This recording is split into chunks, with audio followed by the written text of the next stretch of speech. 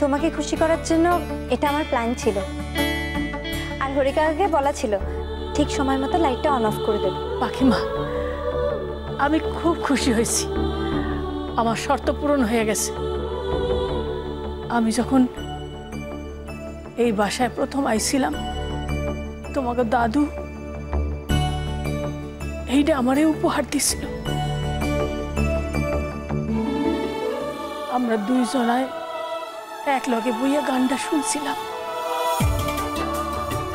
কিন্তু এইটা চালানের কথা তোমার মাথায় আইলো কেমন কইরা?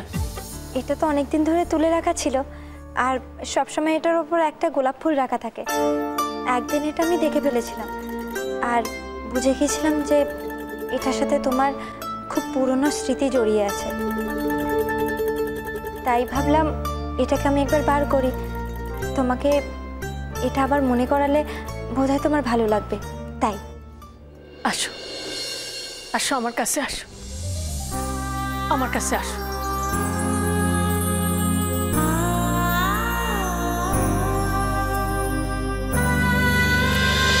বোঝে না সে বোঝে না, সোম থেকে রবি রাত 11টা থেকে প্রতিদিন 1 ঘন্টা স্টার জলসায়।